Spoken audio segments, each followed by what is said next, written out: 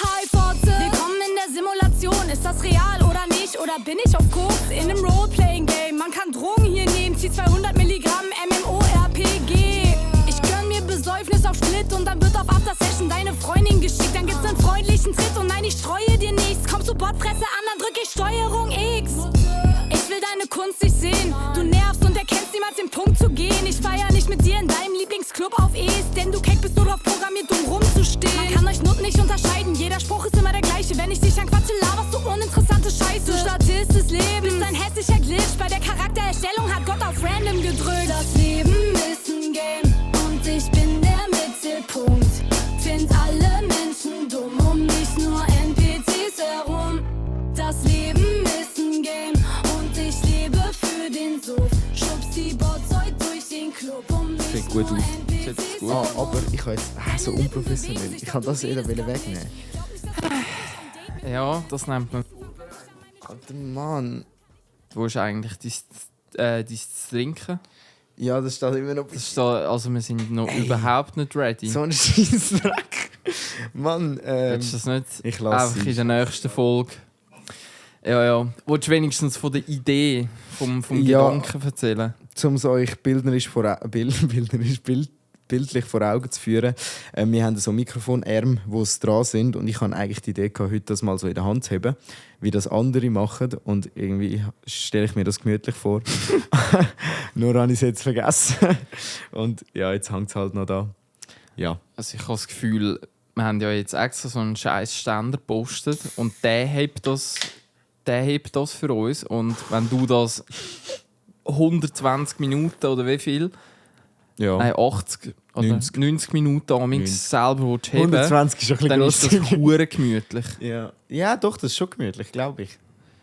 Doch, ein Bier habe ich auch den ganzen Abend, 4 Stunden. Also nicht das Gleiche, aber immer wieder eins. Oh je. nee. Aber ich glaube, mit dem Intro begrüßen wir euch ganz herzlich, Herzlich zu der willkommen. heutigen Folge. Wir können da sonst noch schnell anstoßen. Bröstli. Bei dir die haben wir vielleicht auch Bröstli.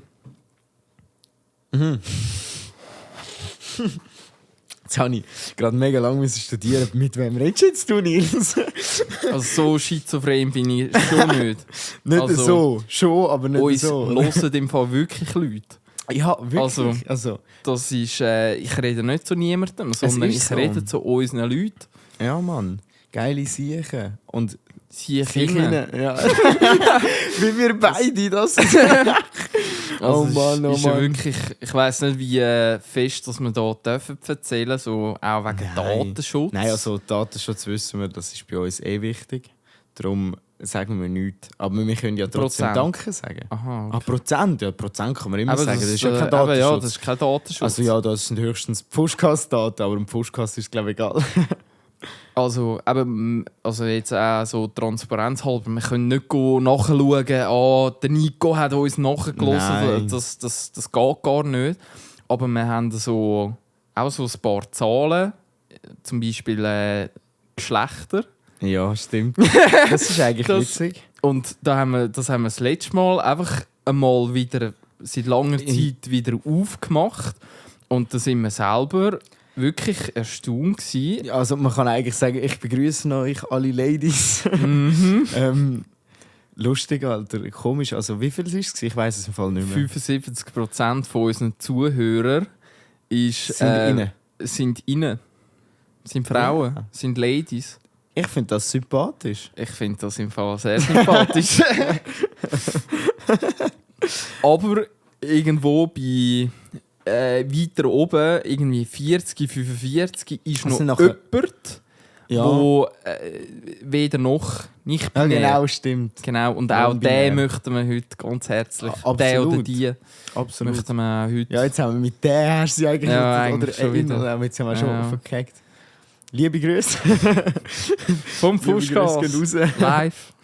Ja, Nils, wie geht's dir? Wie steht's dir, um die obligate Frage zu stellen? Genau. Das Wort obligat hast du von mir aufgeschnappt. Kann nicht? sein, aber ich habe es richtig Ja, verwendet, oder? ja, Ich bin ganz stolz, richtig muss ich schon eingesetzt. sagen. Ja, ich bin selber erstaunt. Merci. Also positiv Ja, natürlich. ja, ja. Wieder besser, muss ich sagen. Wieder besser. Du hast es gestern mitbekommen. Ich hatte eine kleine unruhige Nacht hinter mir gehabt. Und also, das ist effektiv ein Problem in meinem Leben, das ich demnächst angehen muss. Und zwar scheiß Mucke.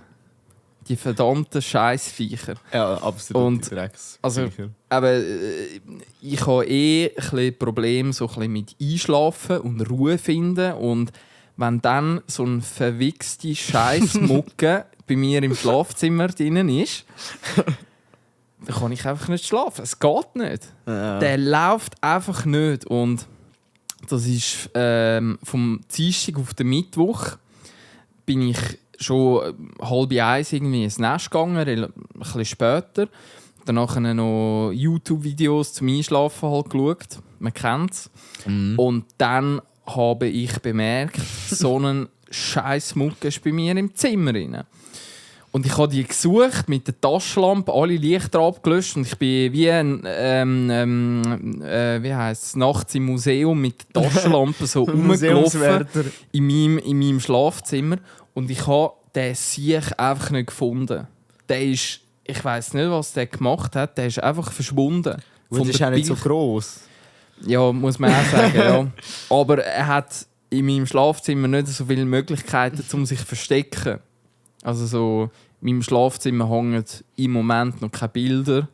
Also im Moment ist es seit 1,5 Jahren. Mucke versteckt sich immer hinter Bildern. Aber ich meine jetzt mehr, wenn du ein Regal hast ja, und absolut. dann so aber ein bisschen... dass du zuerst mal Bilder hast. Ja, du hast einfach nicht viel drin. Ein Ja, Schrank, ein Bett und... Fertig, 2 Nachttischchen. Genau. Und mehr, aber wenn nicht so die Schlafzimmer so vollgeräumt ist und dort so ein Porzellan und weiss, Ja, bei mir danach zum Beispiel. findest du das viel schwieriger. Und bei mir gibt es die Möglichkeit einfach weniger. Aber trotzdem, der Hurensohn, der war irgendwo gewesen, und ich habe ihn nicht gefunden. Bin ich wieder angelegen, wollte einschlafen und dann habe ich halt immer gehört. Oh.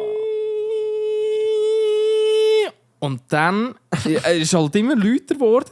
Und nachher irgendwie so von, ich weiss nicht, ob du das kennst, aber ich kann anhand von diesem Piepsgeräusch kann ich die Entfernung und so eigentlich recht gut. Echoloting-mässig. Also, ja.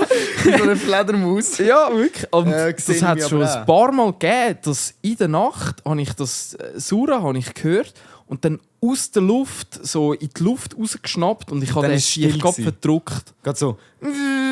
Ja. So hat es getönt. Und mit dem Echolot habe ich eigentlich in meinem Schlafzimmer extrem gut geortet. Und wie das tönt. Aber ich habe genau gewusst, der ist jetzt etwa 30 cm von meinem Kopf, so ziemlich oberhalb von meiner Stirn ist der entfernt.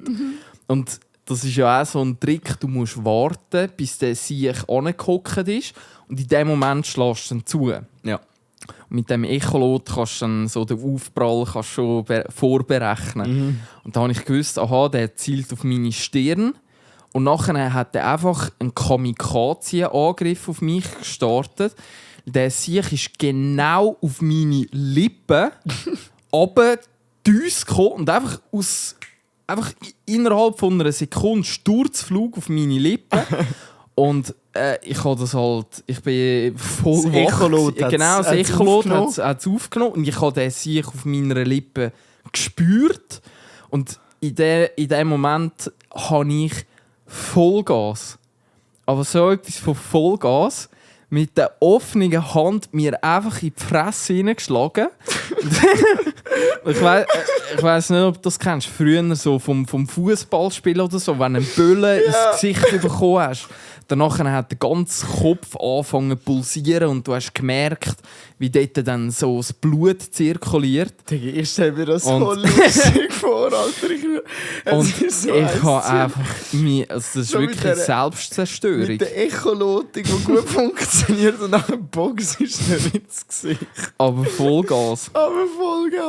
Und voll in die Fresse hineingeschlagen. Hast du ihn und verwünscht? nachher Oh mein Gott! Also einfach für nichts in die Fresse hineingeschlagen.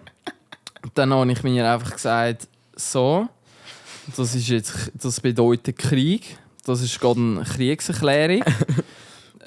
Und nachher bin ich aufgestanden, habe ein bisschen gröberes Geschütz vorgeholt. Nils ist aufgestanden, in die Stube gegangen, hat im Bücherregal am Buch gezogen und ist in seine Betthöhle reingegangen. In der Betthöhle und hat den Flammenwerfer geholt. So stelle ich mir dich vor, wie du jetzt dort stehst. Ja, und dann ist dann das wirklich eine Hexenjagd geworden. Also ich habe den Sieg verfolgt, bis ich ihn gefunden habe. Und dann habe ich den richtig geschändet und hingerichtet und ja. Und ja. Ende. Kommen wir gerade bei SpongeBob, der hässliche Blaubarsch. Ah ja. Kennst du den noch? Etwas. Aber ich weiss nicht, man hat ja nicht einfach immer irgendwie so etwas kurz gesagt. So. Das ist, um SpongeBob ist es eben mal nicht so gut gegangen, weil er auch irgendwie bei der grossen Krabbe etwas vergeigt hat oder so. Und danach hat der Patrick probiert, ihn aufzumuntern. Und dann hat dann der Patrick SpongeBob gesagt, ja, ich kann dir ein Geschichtchen erzählen und nachher geht es wieder besser. Das Geschichtchen war dann halt, es war mal ein hässlicher Blaubarsch. Der war so hässlich, dass alle starben. Ende. Okay. Doch, ich weiß es. Geht's dir jetzt besser? Ich glaube nicht. Ja. Oh Mann. Ja, das ist SpongeBob-Humor. Ja, und darum an diesem Abend, zum den Kreis noch schnell schliessen, bin ich dann am Morgen um 3, halb 4 bin ich dann mit einem Lebewesen weniger in meinem Schlafzimmer beruhigt ins Bett gestiegen. Bin dann nachher super eingeschlafen, aber der Wecker hat dann auch wieder um 7:30 geläutet. Ja. Dann sind das halt nur so 4 Stunden Schlaf gewesen. Ja. Was eine Story. Die Ja. Mucke-Story. Die Mucke-Story von dieser Woche. Heftig. Die Story hat gerade alles in meinem Kopf leer geblastet. Ich weiss gar nicht mehr, was ich erzählen wollte. Ich weiss nicht, was ist bei dir so gegangen? Also jetzt zum zweiten Mal? Ja, also Aha, ausser so bei deiner Mucke-Story. Ich glaube, warte mal. Und sonst kann ich einfach einen Recap noch geben, den ich noch habe, von letzter Ja. Woche. Also ich habe schon noch 2. Ich glaube, also ja. Also kannst du jetzt auch erzählen noch etwas? Oder? Nein, jetzt habe ich gerade ein bisschen lang erzählt. Dann Alles darfst gut, du mal wieder einhängen. Ja, alles gut. Nein, wir haben ja letztes Mal so über Lego gerantet, im letzten Podcast.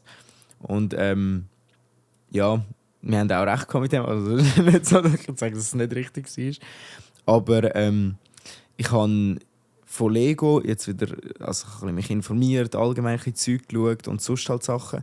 Und es gibt halt schon Sets, die sie gut machen.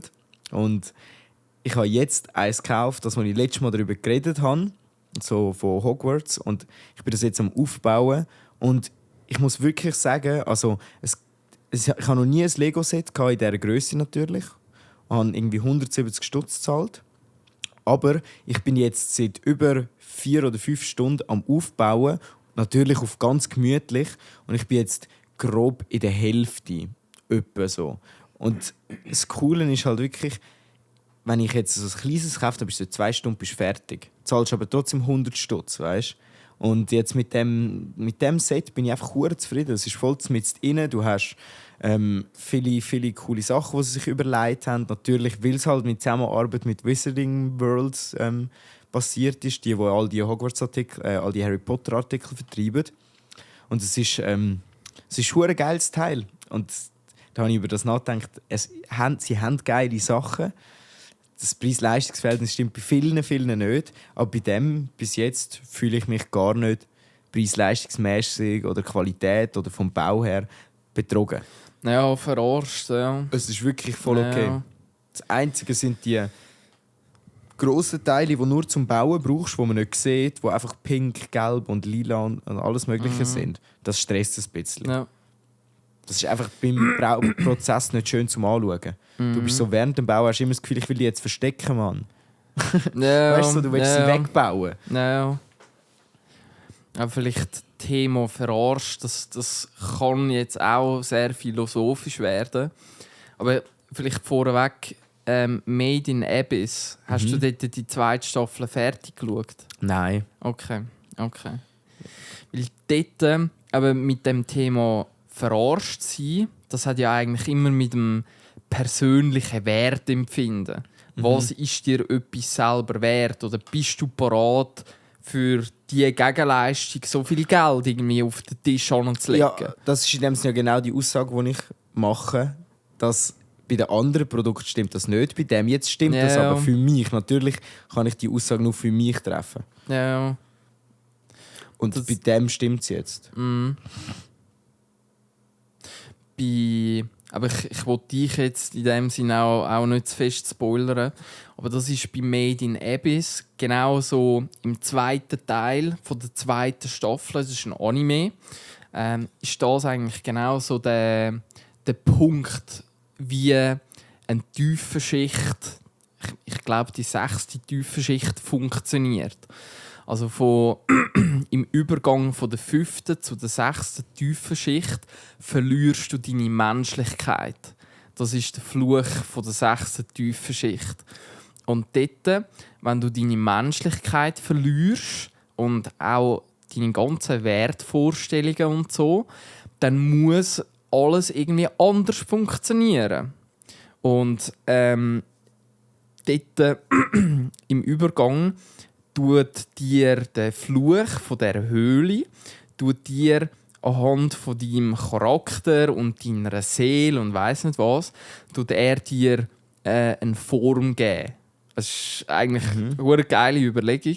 Und nachher, je nachdem, haben dann die einen sind für etwas anderes einsetzbar, einfach von der Gestalt her, als jemand anderes. Und der eine ist irgendwie so ein Steinmetz, der hat so einen Pickel als Hand irgendwie. Und der andere sind Händler, die Sachen irgendwie so unter der Brust vorzaubern und so. Und anhand von deiner Seele wird eigentlich dann der Wert in dieser Gesellschaft definiert. Ja, also einfach das, wie es jetzt ist, ohne Geld. Also es ist halt dann einfach nicht mehr möglich. Aber das wäre natürlich die Optimalsache. Also wenn man einfach nur machen könnte, was man will, im Endeffekt, und alles würde funktionieren. Weil das ist das, was das Ja. ist. So. Ja. Aber jetzt so in der realen Welt gesehen, Wie der Retour. so wie der Retour in der realen Welt gesehen, ist es ja dämlich, wenn du hingehst und ich sage jetzt mal, so etwas wie das Lego-Schloss, das ist ja komplett nur auf persönlichen Wert aufgebaut. Das ganze Produkt, das kauft sich, es gibt keinen objektiven Grund, sich das zu kaufen. Und Unterhaltung ist kein objektiver Grund, weil das reine Aufbauen, da könntest du dir eben anderes Zeugs posten, das viel preiswerter ist. Aber um das geht es ja nicht, es geht ja eben um einen anderen Wert. Und den habe ich halt bei Lego oft verletzt gefühlt. Und jetzt bei gewissen Sachen, die es neu machen, oder eben jetzt zum Beispiel bei dem, den ich jetzt habe, fühlt sich das gar nicht so an, sondern finde ich es wirklich cool. Und das war wieder eine neue Erfahrung, die ich diese Woche sammeln durfte. Das ist schön. Oder gerade noch am Sammeln bin, weil ich bin noch nicht fertig mit Aufbauen. Bei welchem Päckchen bist du jetzt? Ich bin es hat im Gesamten 22 Päckchen und ich habe jetzt Päckchen 11. Habe jetzt fertig, also jetzt kommt es 12. Ziemlich Halbzeit. Ja, ziemlich halbzeitvoll. Ja. Es hat auch 2 Büchlein und ich habe jetzt das erste Büchlein fertig. Geil. Also, es ist ein riesiger Karton mit viel Plastik drin. Und Teile sind ja auch aus Plastik, also alles Plastik. Und die Bücher sind einfach das Schwerste. Also die sind hure schwer. Ich habe noch gesagt, der Karton ist mega schwer. Ja, das ist, weil die Bücher so schwer sind. Ja. Und nach dem Set hast du auch schon wieder etwas so ein bisschen ins Auge gefasst. Ja, also ich muss es gerade also diesen Monat ist jetzt natürlich kein Budget mehr, muss ich sagen, jetzt um wieder ein Lego posten so. Vielleicht etwas Kleines oder so in einer Woche oder 2. Aber eigentlich hätte ich mal Bock, etwas Unabhängiges von Lego zu machen, so selber etwas zu bauen. Ich habe mal ein bisschen ausprobiert mit einem Lego, das ich habe. Habe ich auseinandergenommen und ein bisschen gebaut. Es hat noch Spass gemacht, weil als Kind hast du das hure oft gemacht, aber ich habe das noch nie den letzten 6-7 Jahren habe ich dann mal etwas zusammengebaut, aber nicht selber so kreativ verbaut irgendwie. Das hat eigentlich noch hohen Spass gemacht. Das habe ich unterschätzt. Das wäre vielleicht ein nächster also etwas, was ich angehen würde. Selber aus Teilen etwas bauen. Zaubern. Ja, zaubern. Ja, voll. bei Harry Potter ist Zaubern schon das richtige Stichwort, oder? Ja, safe. Ja. Ja. Ja, bei mir diese Woche ist, oder respektive letzte Woche, mein Grossdad ist noch 75 geworden. Oh. Das war noch eine Feierlichkeit, wo wir ein bisschen im Familienkreis gefeiert haben. Das Wochenende hat in dem Sinne aber so angefangen, dass ich noch eine Schnapsbrennerei anschauen gegangen. Oh, spannend. Voll. Und das ist wirklich eigentlich noch eine spannende Wissenschaft für sich fast schon. Und im Kanton Schweiz ist eben die älteste Schnapsbrennerei von der Schweiz. Also so komplett? Komplett. Von der ganzen also die Schweiz. älteste, die es noch gibt? Oder ist das so ein Museum? Also wird die noch betrieben? Ja, ist meine Frage dort wird immer noch gebrannt. Aber ich nehme an, oder einfach allgemein Alkohol hast schon viel vorne Ja, Alkohol gebraucht. hast du ja schon. Ja, Alkohol ist schon, das ist schon mega lang. Mit diesen Mönchen in den Klöstern, die haben sich ja immer besoffen. Das heiliges Getränk gsi. Die Römer haben ja auch gesoffen wie blöd. Die haben ja Wein getrunken. Dann war es ja Wein. Die Griechen, die Alten ja auch. Die haben ja sogar den Gott vom Wein gehabt, den Dionysos. Ist das? Ja, der Gott vom Wein. Oha. Und das ist noch interessant. Stell dir vor, die sind dort gelegen, haben sich die Birnen vollgekippt und haben alle gesagt, heute beten wir für den Dionysos. Also, so, Gebiete dem Dionysos. Gluck. Das ist wir jetzt ein cooler Abend geworden. Ja.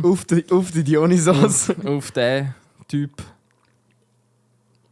Ja, und die Schnapsbrennerei gibt es eben seit 1846. Also 2 Jahre bevor das die offizielle Schweiz, die Eidgenossenschaft nachher gegründet worden ist.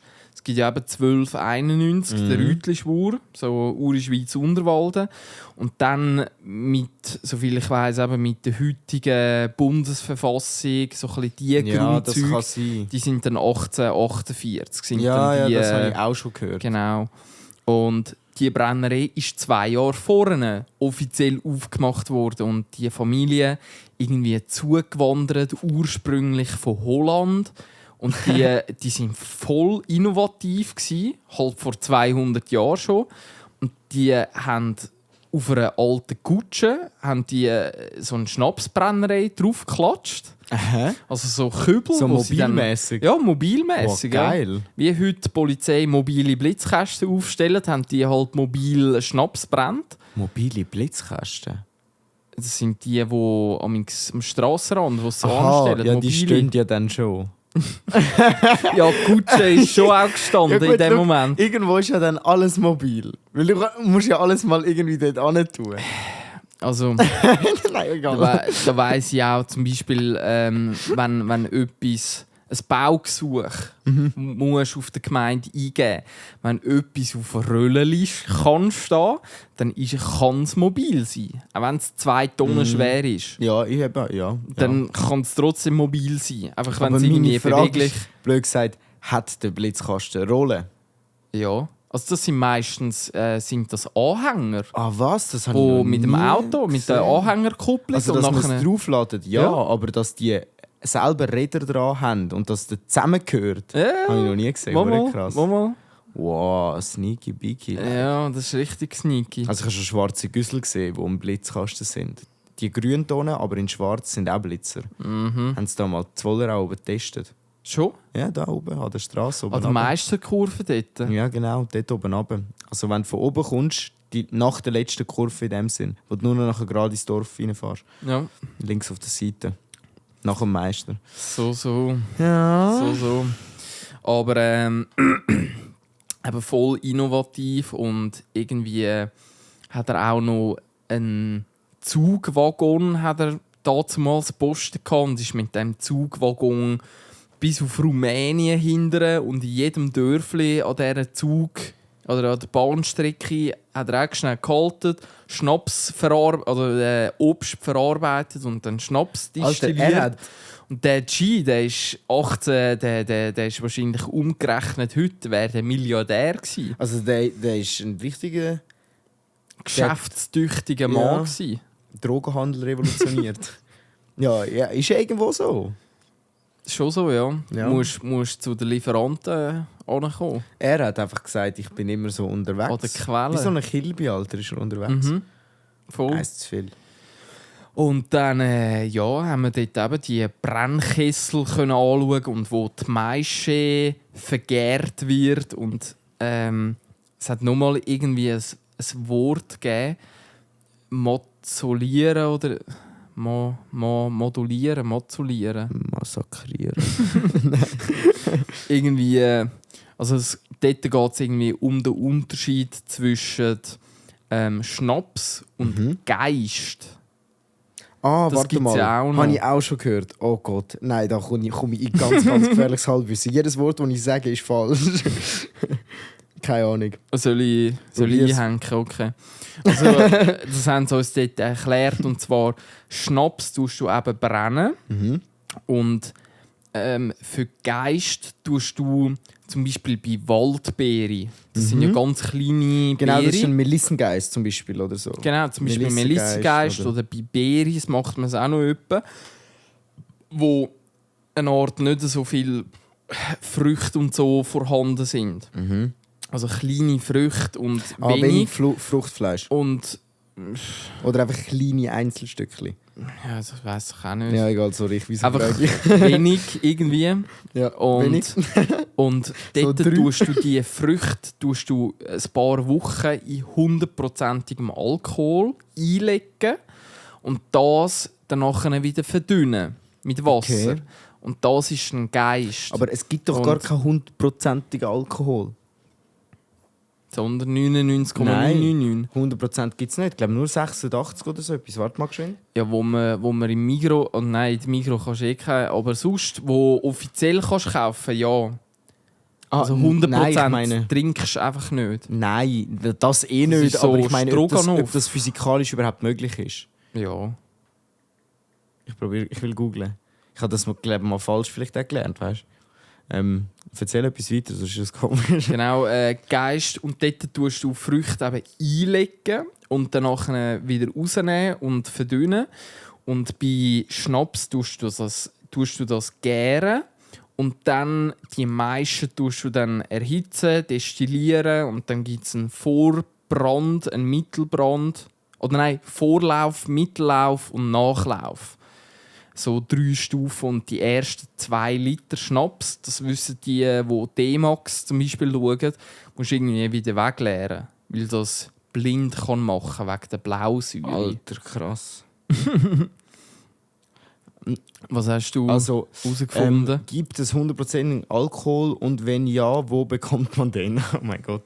Ist das bei gutefragen.de? Ja. Aber so... Nein, da Alkohol der Umgebung das Wasser entzieht bzw. es selbst anzieht. Dadurch wird ein 100%iger Alkohol allein durch die Feuchtigkeit in der Luft sofort zu 99,9igem Tendenz weiter fallend. Theoretisch wohl herzustellen, aber dann nur in einer Umgebung lagern oder einsetzbar, die zu 100% trocken ist, als höchstens im Labor. Hat dann noch nie jemand darüber nachgedacht, warum Alkohol in Speiseröhren brennt? Nicht, weil er scharf ist, sondern weil er das Wasser dem umliegenden Gewebe entzogen wird. Aha. Haben wir etwas gelernt? Aber es gibt scheinbar, also es ist möglich, in der Apotheke gibt es 96%. Okay, gut, also meine 86 war komplett für nichts. Ja, aber wir nennen es dann nur noch Ethanol. Ja. Es ist dann Ethanol. Aber von Alkohol, ja. Ja, aber Alkohol macht Bienenhohl. Wirklich mit Ethanol oder so arbeiten, ja. Ja, aber das ist irgendwie so Industriealkohol, wo einfach gar nicht trinken kannst. Und dann tun wir Früchte einlegen und danach wieder verdünnen. Ja. Und das ist ein Geist. Voll. Aber lustig, dass du zum Alkohol machen Alkohol brauchst. Weil irgendein Was sonst? Ja, einfach nur Fruchtzucker zum Beispiel. Du kannst ja Früchte, also ganz viel anderer Alkohol wird ja durch die Gärung, durch Dann den ist es ein Gärungsprozess. Schnaps. Genau, dann ist es ein Schnaps. Also das heisst, du musst irgendwie so Alkohol gewinnen, um ihn nachher in Ethanol zu verwandeln, um nachher können das machen, was sie machen. Um den Geist Das zu machen. bedeutet, dass sie, wenn sie das 2 Jahre vor Gründung von der Schweiz, weißt du, nicht gemacht haben, schon, dass es dort doch schon all das Zeugs irgendwie erforscht hat müssen sein, oder zumindest zum Teil. Ja, also ich glaube, der Ursprung selber ist schon der Schnaps. Und das vielleicht mit dem Geist, das ist erst später Ja, das gekommen, kann wo man sein. so ein bisschen So chemisch geworden ist. also vor allem eben so ein bisschen exotischere Ananas-Schnaps oder keine Ahnung was, Ja, wo... also vor allem, wenn der von 100% geht, nur im Labor, Tendenz sinkend, wenn er an die Luft kommt, dann werden die dort früher keine 100%igen. Ja. Vor 200 Jahren. I don't know, ich kann es mega schlecht einschätzen. Weißt du, wie weit die Leute damals waren? Man hat immer das Gefühl, die waren noch nie gewesen, aber die haben ja schon mega viel trotzdem schon können und so. Keine Ahnung, das finde ich mega krass. Ja. Also man hat schon das Gefühl, vor 200 Jahren hat man noch hinter dem Mond gelebt, aber die industrielle Revolution ist dort, soviel ich weiß, schon länger im Gang gewesen. Mit ist schon- Kohle und Ja. mit eben Eisenbahn. Der hat so einen Brennkessel hat der auf einer Eisenbahn und Eben, der ist also- auf Rumänien vor 200 Jahren. wahrscheinlich noch mit Dampf. Mit einer Oder Dampflocke. Kohle, ja. Oder- also Kohle, ja, wo Kohle- du nachher einen Ist das Dampf, dann ja. Dampf? Ja, ja. Ja, ja. Dampflocke wird mit Kohle wieder. Ja, Ja, ja. true. Ja, ist eigentlich schon interessant. Ja. Zum Thema Geburtstag ist mir vorhin noch etwas in den Sinn gekommen. Ich habe ja auch Geburtstag gehabt diese Woche. Habe ich ganz vergessen. Ja, aber ich habe in dem Sinne nichts Übertriebenes gemacht. Ich habe am Abend in den Geburtstag rein mit den Homies einfach chillig ein bisschen auf der Terrasse getrunken, auf entspannt. Dann noch irgendwann ganz cool und mit dem einen Kollegen noch baden gegangen. Ganz spät in der Nacht, um 3 Uhr morgens. Sehr lässig gewesen. Einfach Spass gemacht, mal wieder so einen guten Abend. Haben dann bei meiner Mom pennen gerade, weil am nächsten Tag sind wir mit meinen Grosseltern essen gegangen ins Restaurant im Schöfli. Das kennt man vielleicht und aus der Umgebung, genau. Ist wirklich einfach super geil. Ich habe Sparrows gegessen dort. Digga, ist das geil gewesen. Oh mein Gott. Ja, wirklich einfach so fein. Das Einzige, ich bin mega verkatert gewesen halt. Ja, Classic. Ich habe immer, weil meine Grosseltern eben einen Tag nach meinem Geburtstag haben sie Hochzeitstag. Und dann tun wir es immer zusammenlegen und gehen miteinander essen. Eigentlich immer im Schöfli. Und ja, ich bin jedes Mal verkatert und kann es nicht richtig geniessen, aber es ist so fein, das Essen. Ja, das mal wieder. Nicht so schlimm gewesen wie letzte Male und so, aber es war schon parat gewesen. Ja, ich war schon kaputt gewesen, muss ich sagen. Aber gut war, ich konnte nicht fahren, das heisst, ich konnte weiter trinken. Das heisst, ich konnte dort am Tisch hocken, ein Glas Wein und dann ist es mir verdammt gut gegangen. Ein Konterbier. Es ist so, das kennt, wenn man verkatert ist, weil du halt noch Alkohol im Blut hast und aber voll komischen Magen, magst nichts, der ganze Körper schwitzt Giftstoff raus. Wenn du dann ein bisschen trinkst, bist du einfach gerade wieder oben, der Spiegel putzt sich ja gerade wieder rauf. Ich weiss gar nicht, ob das so wissenschaftlich auch bewiesen ist. Keine Ahnung, es fühlt sich auf Oder jeden ob Fall so an.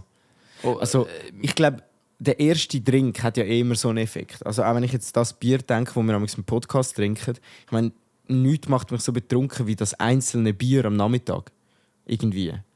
Und wenn du so in diesem Trinkmodus bist dann, und weiter trinkst am Abend im Ausgang, vielleicht mit der Zeit immer ein bisschen mehr, oder irgendwelche Mischgetränke, noch, wo es starken Alkohol drin hat, irgendwann bist du plötzlich easy betrunken und checkst es gar nicht mehr. hast gar nicht gecheckt, wie du dort angekommen bist. Weil, also wie du dort angekommen bist, klingt vielleicht ein bisschen blöd, aber früher war es so, man ist an, man hat Party gemacht als Junge, hat einfach getrunken, dann ist es irgendwann schlecht gegangen, dann ist es vorbei gewesen. Und Dann hast du vielleicht noch einmal gekotzt und genau, dann ist es genau, vorbei gewesen. genau, es ist am schlecht gegangen, gekotzt und dann ist es vorbei gewesen.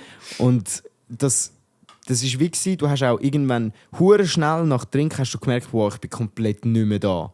Und jetzt ist es halt wirklich so, mittlerweile man ist älter, man hat schon viele Erfahrungen gemacht, auch im Ausgang. Auch wenn ich jetzt nicht irgendwie jeden Tag trinke oder jedes Wochenende mir voll die Kante gebe, wenn irgendwelche Events sind, dann immer gerne mal. Aber ich merke einfach, ich habe keine Blackouts mehr, ich habe nicht mehr das Ding, dass ich wirklich so besoffen bin, dass ich mich nicht benehmen kann. Klar, ich bin ein Besoffener. Besoffene können sich nie gut benehmen, aber ich würde jetzt nicht einfach jemanden anpöbeln oder so. Also weißt du, nicht das, also eben, so gut wie sich halt ein Besoffener kann benehmen. Aber früher war das irgendwie ganz anders gewesen. Und heute ist es, wenn dann noch maximal das. Aber am nächsten Tag geht es dir schlecht, wie wenn du keine Ahnung, was für einen Suff hast. Ja. Also, Ja. das ist anstrengend. Das ist ja bei mir das letzte Mal Kiel bei Pfäffiken. Ja, Wo es mir so dreckig gegangen ist, habe ich glaube ich im Stimmt. Podcast erzählt. kann sein sogar, ja. Und das ist glaube ich schon ein bisschen das Alter, Erfahrungen schon gesammelt und es schießt dich eigentlich nur noch an. Der nächste Tag beduselt, kaputt, hinterfragst dein ganze Leben und Das ist sagst dir, ja. nein, ich trinke nie mehr Alkohol. Aber ja, Das Ding ist, der Moment, wo du ja den Alkohol trinkst, geht es dir hure gut. Und du denkst, ich verliere das. bis gehst du kotzen. Genau, und dann weisst du, jetzt gibt es keinen Zurückweg mehr, jetzt bin ich in diesem Scheiß drin, jetzt muss ich da durch. Und das ist dann einfach so, du weißt, jetzt geht es einfach scheiße. Du musst alles trotzdem gleich machen wie sonst auch, aber es geht dir scheiße. Ja, Ja, habe ich auch Jahre nicht mehr gemacht, aber nach Ausgang schon schlafen und alles, aber dann arbeiten am Nachmittag. Weißt du, ich bin nicht mehr besoffen gewesen, aber kaputt. Und du bist kaputt und bist müde. Und nachher, wenn du mal eine Stunde dort bist, merkst du es nicht mehr gross. Aber wenn du heimkommst, bist du einfach tot. Du bist, ja. gestorben. Er hat sich früher anders angefühlt. Ja, wir sind halt auch nicht mehr 16. Heisst schon das nicht, so. dass wer 16 ist, soll angehen und trinken? Gar Nein, nicht. überhaupt nicht. Nein. Es ist mehr, ich glaube, das ist, weil ich wie schon die Abend aufgebraucht habe. So wie wenn jeder so einen Block hat, wo, Kontingent hat. ja genau, wo so Sticker drauf sind und jedes Mal, wenn du besoffen bist, kommt so ein Sticker weg. Und mein Blöckchen ist halt schon gut aufgebraucht. Und umso tiefer runter, wie du der Sticker bist, umso weniger geil ist die Achterbahn. Ist halt so, weil du kennst sie schon gut. Und die einen fangen an mit 20 und nachher reissen sie ihr Leben ab und gehen keine Ahnung wie blöd, steil und alles. Das habe ich jetzt auch schon erlebt. Kollegen, die nie irgendwie, oder Bekannte, die nie so Party gemacht haben. Und jetzt, wo wir alle so sind von, ja, jetzt haben wir eigentlich langsam genug, wir müssen nicht mehr so viel in den Ausgang und so, sind die Fängt die alle erst an. voll am Anfangen und gehen voll ab im Ausgang. Und das ist noch spannend. Ich habe das wie schon so ein bisschen hinter mir.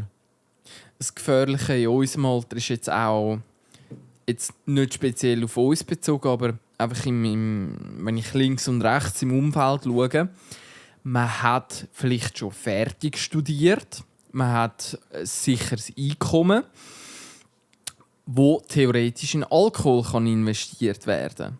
Und Also auch einfach sonst ganz viele die- Sachen. Einfach, ja, auch sonst Sachen und einfach so die finanziellen Möglichkeiten, wo für gute, nachhaltige Sachen können investiert werden oder am Wochenende einfach verpulvert werden können. Mhm. Ja, das ist... Sind wir wieder beim Thema, ist dir das wert? Ja, wenn man es mit dem Wert andingselt, dann muss man irgendwann auf das Ding kommen, dass Geld nur so viel Wert hat, wie du es brauchst. Benötigen tust du es für Essen, für andere lebenswichtige Sachen, aber nicht für Luxus, nicht für Freude. Für das brauchst du es nicht. Das heisst, eigentlich müsste man dann aber gehen, es geht nicht um Geld in dieser Frage. Wie gibt man sich ab? Dann müsste man eher darum gehen, das Zeugs, wo du konsumierst, oder halt, also ob das jetzt Serien sind oder ob das eine krasse Drogen ist oder keine Ahnung was, du musst einfach, das hat Folgen und du musst dich fragen, sind die Folgen mir das wert? Und das ist eigentlich der Deal, der muss eingehen, weil Geld ist in dieser Frage, keiner, der Drogen nimmt Drogen, weil er das Geld dazu hat. Vielleicht ganz am Anfang gönnt er sich mal etwas, aber auch dann, der Grund, wieso man Drogen nimmt, ist nicht, weil man das Geld hat. Das, wenn du denkst, all die Junkies auf der Straße, die jeden Tag für 200 € oder so konsumieren, die kommen alle an das Geld an. Wenn die das jeden Tag machen würden und das Geld würden ablegen würden die tiptop verdienen. Aber die können das ja nur machen, weil sie so süchtig sind, dass sie das Geld auftreiben müssen. Ob das, egal wie das ist, so, also ist ja dann Beschaffungskriminalität. Also am Ende des Tages ist Geld nicht die Frage. Geld kommt man an oder man hat es. Aber ob man Drogen konsumiert oder nicht, ist nicht das Geld. Es ist dann das Mittel und ich glaube, den Leuten wird es langweilig, wenn sie genug Geld haben, alles stimmt und dann gehen sie eher auf so Sachen los. das ist, glaube ich, auch das, was du meinst, so mit Ja. unseren Homies. Ja. Also Geld alleine ist nicht unbedingt... Das ist das Mittel. Es ist ein Mittel, genau. Und du wirst Drogen nehmen, ob du das Geld hast oder nicht. Ob also wenn du willst, wenn du süchtig bist, dann machst du es. Das ist ja oft das Aber Problem. mit Drogen ist jetzt nicht unbedingt nur illegale Sachen. Auch Nein, Alkohol auch und eben alles. also Alles ist jetzt voll. allgemein das muss gefasster wirklich, Begriff. Ja, also das kann wirklich alles sein. Du kannst bei so blöden Sachen, du kannst dir auch Auto leasen, sonst teures Zeugs posten, weil du das Gefühl hast, du musst einen auf Rich Man machen und dann passiert etwas Blödes und keine Ahnung, du hast einen Autounfall und du hast ein teures Auto, hast viele Rechnungen, hast Scheiße und eigentlich hättest du das Auto gar nicht können dir leisten zum Beispiel. Also es gibt so viele Ecken, wo, wenn du Geld hast, wo du eigentlich gar nicht solltest ausgeben, das ist immer schwierig. Es gibt halt dort auch so mittlerweile genug Finanzprodukte, wo ein Leasing und weiss nicht was für einen 18-Jährigen, der dann einen M5 BMW rumkarrt, einfach auch möglich machen. Ja. Kostet dann im Monat einfach 800-900 Stutz. Und bist verpflichtet für 3 Jahre, den Kohle anzulegen, egal ob du kannst oder nicht. Ja. Plus, was ich weiss, bei Leasing bist du immer verpflichtet, Vollkaskoversicherungen auch abzuschliessen. Ja. Dass eben in einem Fall von einem Unfall Ja. danach eine Versicherung aufkommt, Service, Ja, Pneu und alles, bist du dann- nachher auch Ja, verpflichtet. und dann musst du nur noch in einer teuren Wohnung wohnen. Und das deine ist Freundin gewesen. kommt das Kind über. Und dann bist Das ist dann gewesen. schon vorbei mit dem Leben. Also nicht vorbei mit dem Leben im Sinne von, dass es dann nicht mehr lebenswert oder all das wäre, sondern halt mit deinen Plänen, sage ich jetzt mal. Und das ist halt schon so ein kleines Risiko, in das wir uns jetzt begeben. Also wir sind halt wirklich nicht mehr 16, wo jede Bekanntschaft im Ausgang einfach eine Bekanntschaft ist, sondern es kann dir halt mittlerweile so ziemlich alles passieren. Klar kann dir das auch als junger Mensch, aber ich sehe immer wieder Fälle. Der eine hat gerade seinen kleinen Bruder zwischen 16-Jährigen verteidigt. Einfach mit «Hey, Löns, geht einfach heim und wir bleiben da irgendwie vor dem Haus», weißt? Und dann haben die einfach den Bruder verprügelt. Und zwar die 6. und auf gröbste Ding. Und das war kein schwacher Typ oder so. Aber Ja, gegen 6 Leute oder sogar mehr sind es, hast du keine Chance. Und wenn die einfach in dich eindingsen, doppelt Kiefer gebrochen und alles, weißt du, so. Ja. Und dann gibt es noch, wenn es blöd läuft, gibt es noch einen Rechtsstreit und alles. Und das ist zum Glück bei uns ein bisschen besser. Aber es kann so viel passieren, nur weil mittlerweile haben wir den Welpenschutz nicht mehr. Weißt du, der ist weg. Egal in welchem Ort und Ding. Und dann überlegt man sich mehr, oder muss man sich mehr überlegen, wie handle ich? Kann ich jetzt mir das einfach gönnen oder nicht? So, das sind Sachen. Ja, Verantwortung ist das Thema. Für sich selber Ja. halt. Ja, auf sich selber und für mich, das ist vielleicht noch ein spannender Punkt, für mich ist es dann nachher, glaube ich, ziemlich ein schöner Gedanke. Eben, ich weiss, dass ich jetzt an einem sicheren Punkt irgendwo im Leben angekommen bin und mit dem sicheren Hafen, sage ich jetzt, dass ich dann eine auserwählte Person, vorzugsweise Weibli, danach auch in diesen sicheren Hafen. Also sicher heisst ja einfach, das ist ein gutes Fundament, um nachher eine Geschichte weiterzuschreiben. Das heisst nicht, das Buch ist fertig, ciao zusammen, finito, sondern man kann auf dem nachher weiter Es ist eigentlich aufbauen. das Fundament, das jetzt halt gewisse von unseren Freunden schon geschafft haben. Oder halt, jetzt am Arbeiten sind, ja, oder sind das- und andere sind immer in Zürich im Kaufleuten Ja, 2000 Stutz am Aber Wochenende weisst, am Ausgeben. Ich sage jetzt mal, dass für was für dich geschafft ist ja für jeden anders. Also theoretisch hätte ich können, wenn ich jetzt meinen Job nachgegangen weiter und ich dort aufschaffe und dann in 5 Jahren irgendwie 6'000 Stutz verdiene, dann habe ich es erreicht. Dann kann ich eine Familie gründen, dann kann ich mit denen in die Ferien, dann habe ich das Leben, wo ich zufrieden bin. So. Und das ist bei jedem halt anders. Und das Problem ist eigentlich, wenn du den Punkt erreichst, schon relativ früh, und dann halt nicht weisst, was willst du mit dem alles anfangen. Und dann artet es eben aus, man geht einfach immer in den Ausgang oder man macht dies oder das oder man stellt das frühe Kind auf die Welt oder irgendetwas. Und das ist halt das, was bei uns eher umgekehrt ist, weil wir etwas haben, wo wir noch daran arbeiten. Weil wir setzen bei der Erwartung, die wir an diesen Grundstein haben, ist drin, dass wir das machen, was wir gerne machen. Und das ist eine riesengroße Erwartung an diesen Grundstein. Wenn unser Grundstein einfach wäre, ja, wir müssen einfach genug Geld verdient haben, dann müssten wir einen anderen Weg gehen. Würden wir auf die Bank arbeiten? Ja, ist halt wirklich so. Dann müssten wir einen anderen Weg gehen. Und der sollte es nicht sein. Das heisst, schon dort machen wir etwas, was andere gar nicht machen würden. Und vielleicht ist das unser Fehler. Also weißt du, es kann auch genau sein, dass uns das fickt. Also am Ende wissen wir es wie alle nicht, aber man sieht halt jetzt, wie sich die Leute komplett krasse Richtungen entwickeln. Eben die einen sind schon völlig am Familienplanen, die anderen sind noch total im «Ich komme jetzt erst mal ins Leben und gebe einen Ausgang durch».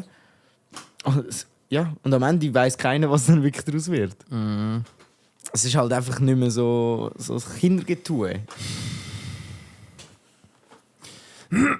Vielleicht mit dem verbunden, ich glaube, das habe ich noch nie im Podcast so angesprochen, aber ich habe mir diese Frage eigentlich mal ziemlich gut und intensiv und einfach auch stark durch den Kopf gehen lassen. Aber so ist jetzt vielleicht ein bisschen zu hoch gegriffen, aber Sinn des Lebens, was willst du in deinem Leben erreichen und weiss nicht was. Da hörst du ja links und rechts die abstrusesten Sachen, die für dich auch dürfen stimmen, absolut. Aber ich für mich, als ich vor dem Punkt gestanden bin, ausziehen die Heime, so, habe ich mir glaube ich auch einfach 2 Wochen komplett nichts gemacht, nichts vorgehabt, einfach so mit dem Gedanken im Hinterkopf so ein bisschen in den Tag hineingelebt. Und für mich eine Lösung oder eine Antwort so ein bisschen auf die Frage probiert zu stellen. Was wollte ich eigentlich? Es nimmt mich wunder, was deine Antwort ist. Ja. Da gehen andere auf Indien, sich finden, sagt man ja, und reisen und keine Ahnung was. Und ich bin einfach 2 Wochen bei mir in der Stube rumgehockt. Ich weiss nicht, ob das Gleiche ist. Ob du das Gleiche meinst, wie das, was die meinen. Mag ich das bezweifeln. Weiss ich nicht, ja. Weiss ich nicht. Aber erzähl mal, was...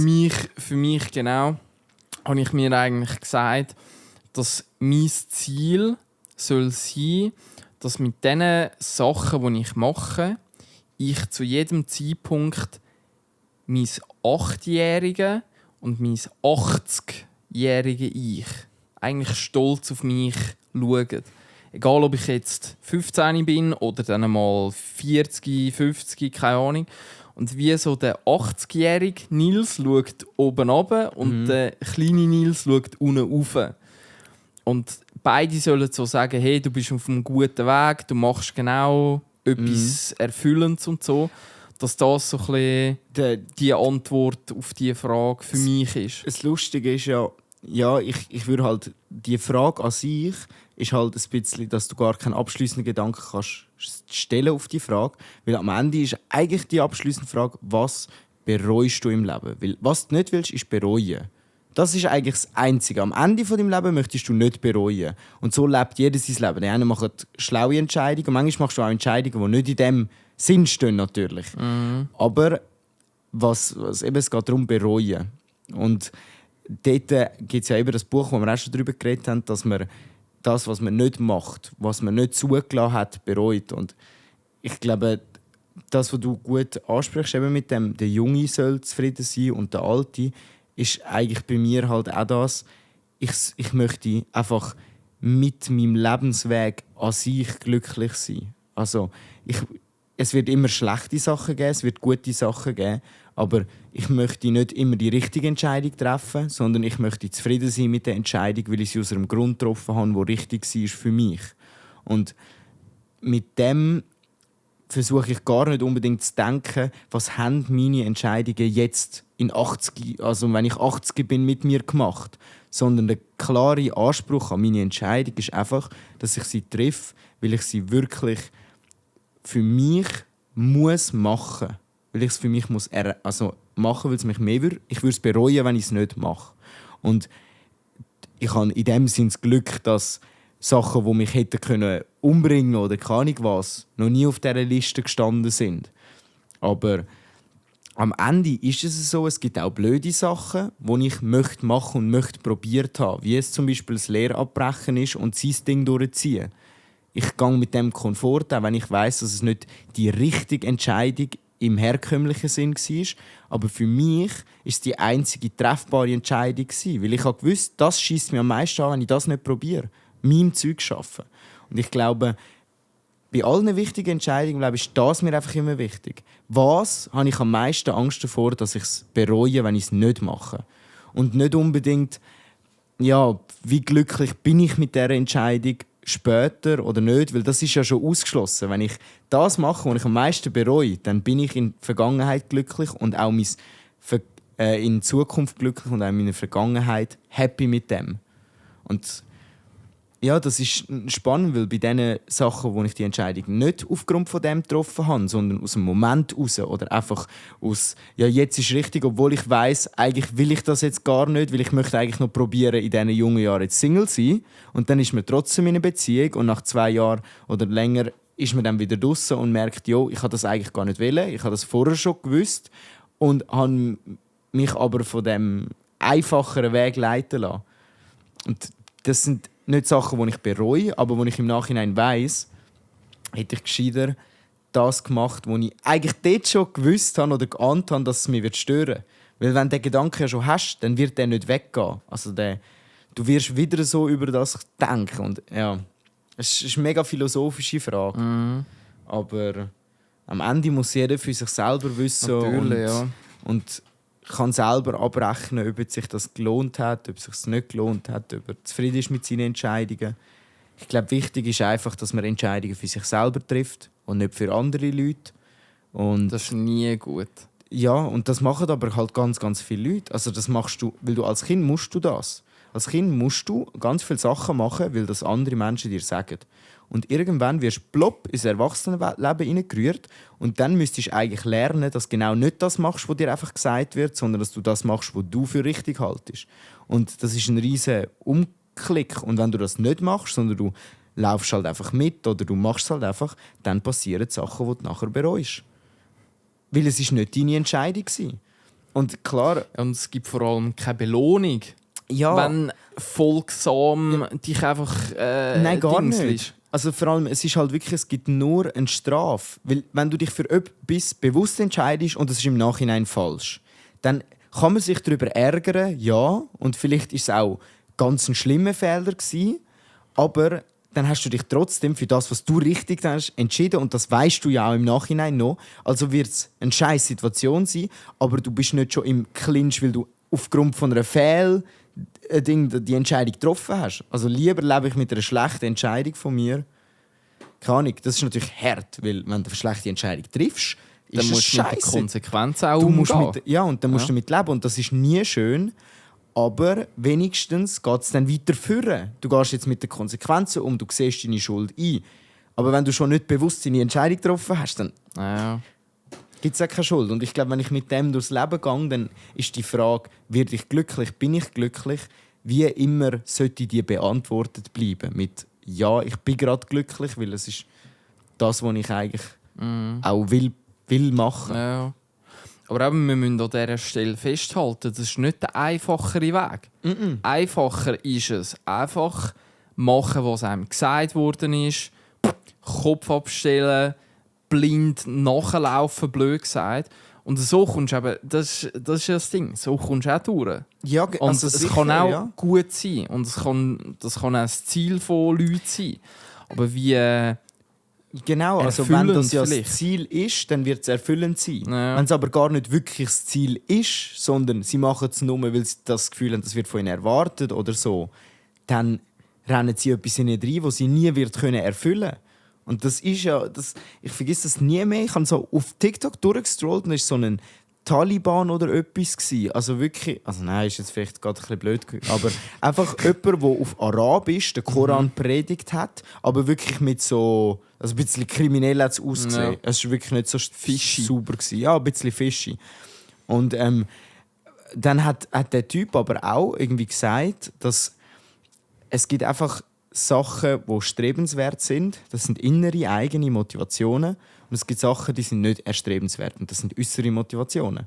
Und am Ende, wenn du das alles auf das nimmst, sobald du das Gefühl hast, jemand erwartet etwas von dir, ist das etwas von außen, wo du in dich reinlässt. Und eigentlich macht das gar nicht aus, weil wenn etwas von außen in dich reinkommt, das dich beeinflusst, dann tust du das ja in dir rein beachten und dann auch so dich entscheiden. Wenn es sich aber nicht beeinflusst, dann musst du auch nicht mit dem Dingseln, nur eben sind wir Rudeltierli und so und sind auch noch gestingselt von uns, wir wollen in die Gruppe passen. Da gibt es ja ganz kranke Experimente, wie Leute in Gruppen handeln, sobald eine Gruppe sagt, das ist richtig, auch wenn sie eigentlich alle wissen, das ist nicht richtig, aus Sicherheit, weil die anderen alle sagen, das ist richtig, tun sie das, ja, aus Sicherheit macht sie es falsch. Das ist mir gerade das Video, das ist glaube ich auf 9gag. Die letzten paar Tage bin ich wieder ein bisschen auf 9gag unterwegs gewesen. Und 9gag, das ist ja wirklich eine geile Community dort. Und dort... Es gibt ja, ist ja jetzt auch für dieses Jahr als Jugendwort ist NPC.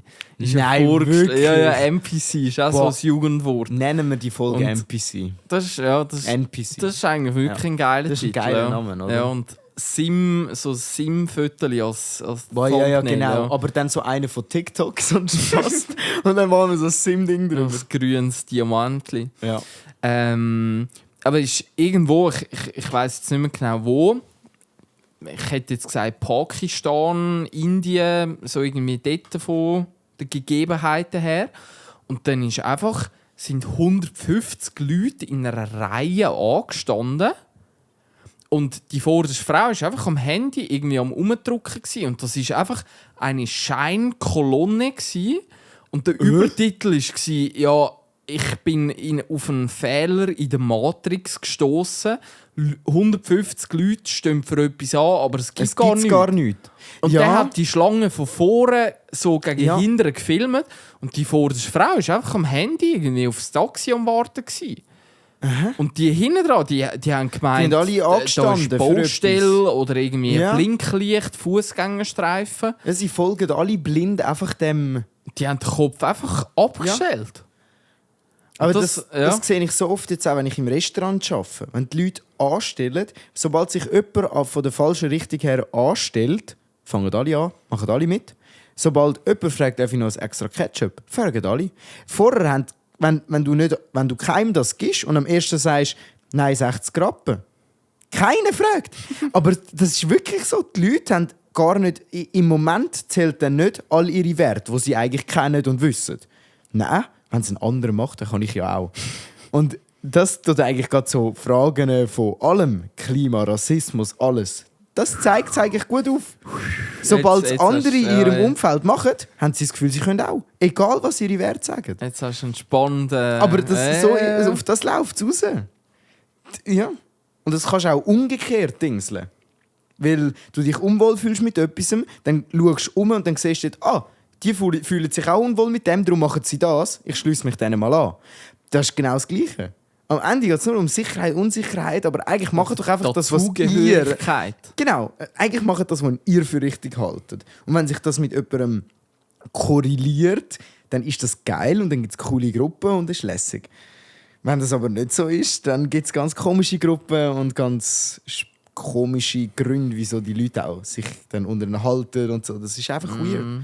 Dann gibt's für mich, also aus meiner Sicht gibt es dann so radikalen Scheissdreck, wo einfach keiner braucht. Wenn der Kreis genug Anhänger, genug Leute hat, die gleich denken und die alle miteinander genug Distanz zu den anderen Menschen haben, dann Erfahrungen teilen und das einer der einzigen Konsens ist, die sie miteinander haben, dann radikalisiert sich das automatisch. Dann brauchst du gar nichts anderes. Wenn die aber ganz viele andere Kontexte haben, dann interessiert sie das andere gar nicht. Also, dass sie radikal werden, die Meinung interessiert sie nicht. Das ist irgendwie, wenn im Hallenstadion DJ Bobo-Konzert ist, oder was auch immer, muss es nicht DJ Bobo explizit sein, aber dort kann ein SVPler, ein SPler, ein CVP, alle Parteien können nebeneinander hocken und alle finden die DJ Bobo cool. Laufen sie aus dem Hallenstadion raus, finden die anderen wieder scheiße. Ja. Also, Es sind halt irgendwie wir Leute, irgendwie. Wir Menschen halt. Aber es würde mich noch wundern, das könnte irgendwie auch so ein bisschen Bachelorarbeit-mässig für mich interessant sein. Kennst du, es gibt einen Film von «The Rat» oder so heisst das. Die Ratte oder das Leiden der Ratte. Und das ist eine zeichnete Animation, wo alle Menschen wie Mäuse dargestellt werden und einfach so dem Strom hinten läuft. Das ist ganz straub, Ich weiss, sich das anzuschauen. aber es ist ein älterer Comic, ja. oder? Und auf TikTok ist das ganz gross geworden in letzter Zeit. Ich glaube, ich weiss, welchen Film, ja. Ja. Aber richtig abgefuckt Ja, auch. es sind so krasse Symbolbilder. Das ist natürlich dann auch überspitzt, die ganze Thematik, zum Darstellen, was man sagen will. Aber es hat etwas eben. Das kommt auf den Punkt. Und jeder macht es von uns. Jeder. Also, ich habe ja letztes Mal erzählt, ich weiß nicht, ob ich es im Podcast erzählt habe, aber ich bin heimgefahren vom Arbeiten und dann hat es dort plötzlich, mitten auf der Straße, Stau gehabt. Einfach Stau zurück.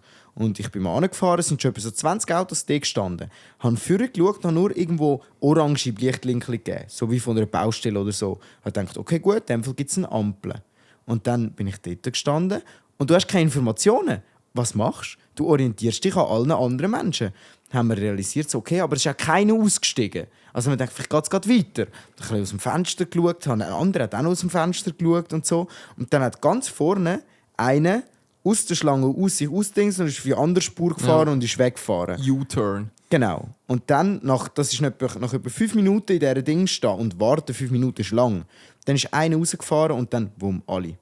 Nacheinander. 1, 2, 3, ich auch. Ich bin dann auch rausgefahren. Ich dachte, Aber es hat ja, gut, zuerst stimmt. jemand Aber es vormachen. hat zuerst jemand rausfahren, dass ich wirklich gedacht habe, geht es jetzt weiter oder soll ich echt gehen? Und er hat dann bei mir gerade den Reiz gesetzt, weil ich schon mit dem gehadert habe und andere halt auch, hat er dann die Sache klar gemacht. Und in dem Moment haben alle gekehrt. Und dann war es den Leuten auch egal, ob die Linie dort war oder nicht.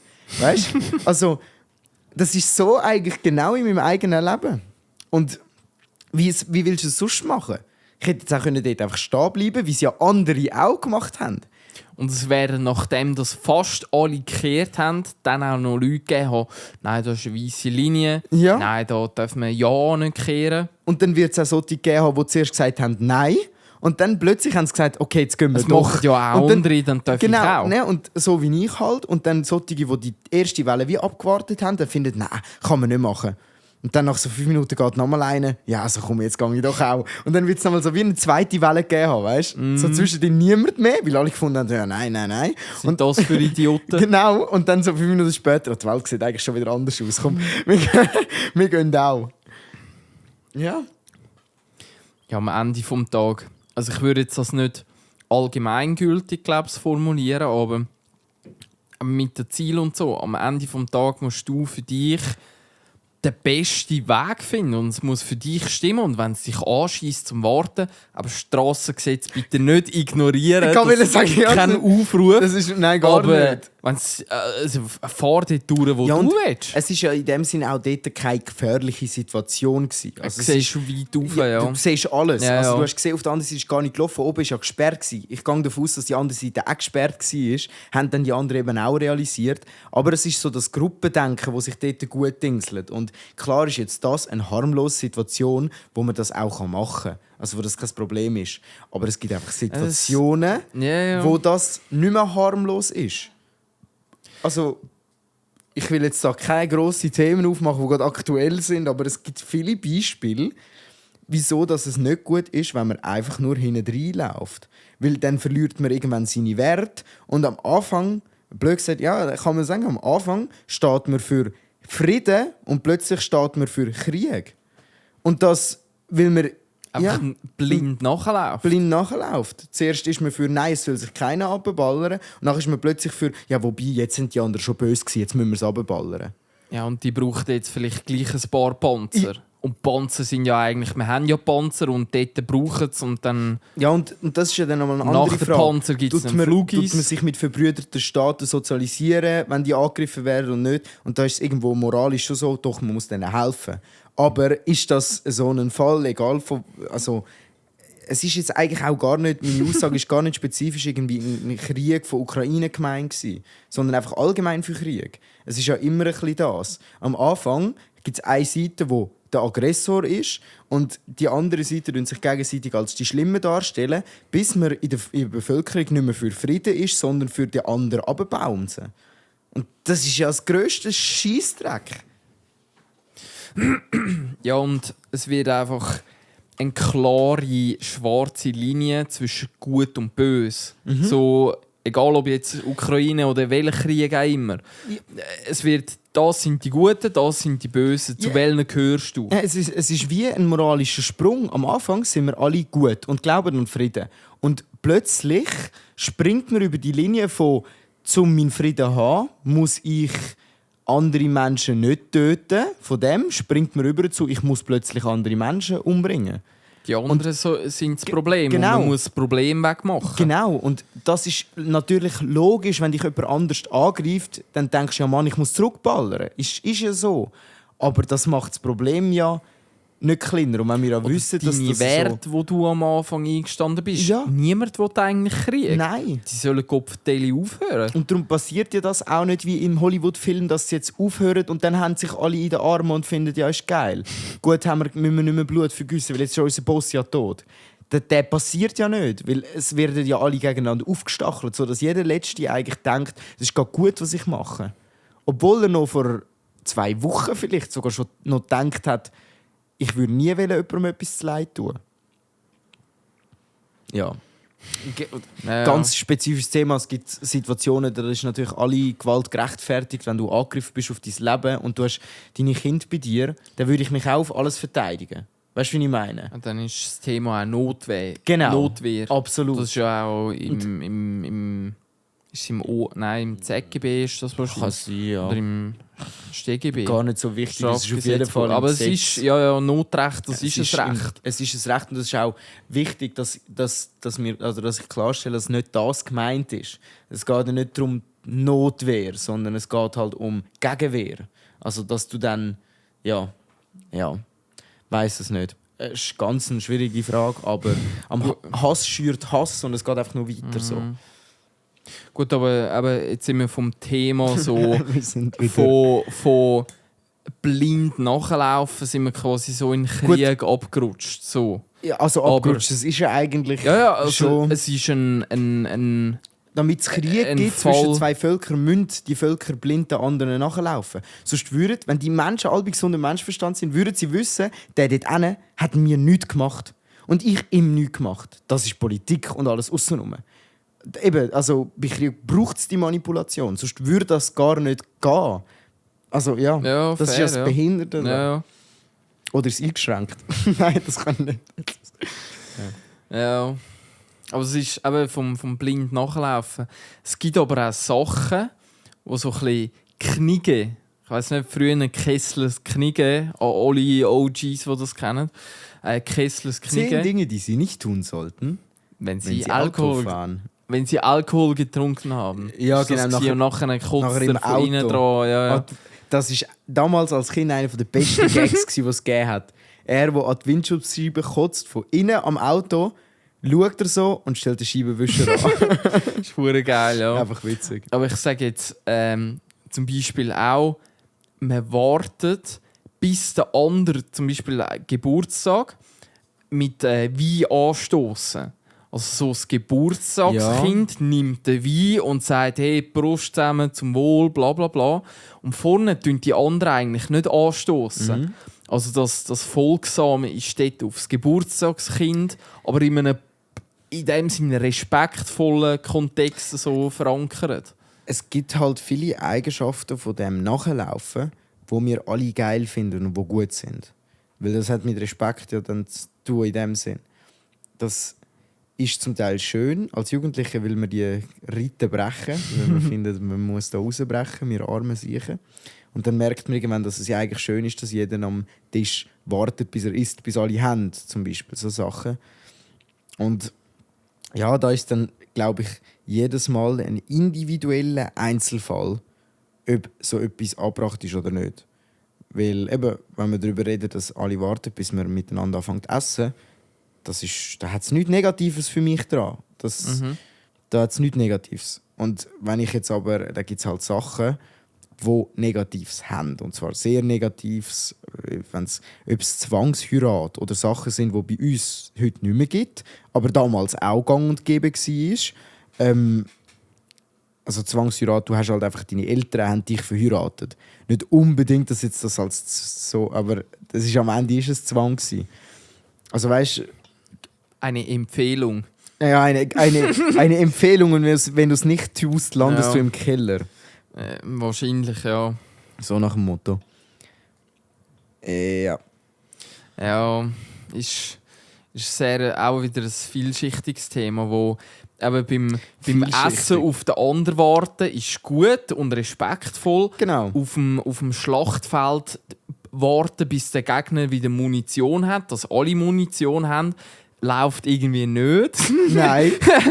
Abballern, wenn du kannst. Abballern und die anderen ausmerzen. Und ja, es ist eigentlich schon noch spannend, wie so der gleiche Gedanke einfach gar nicht funktioniert. Bei gewissen Sachen. Und dann kommt es noch darauf an, wie bist du in die Situation gekommen. Bist du dort gehockt und er ist einfach gekommen und hat auf dich ballert? Oder bist du selber aufgestanden und extra dort angelaufen, um auf ihn zu ballern?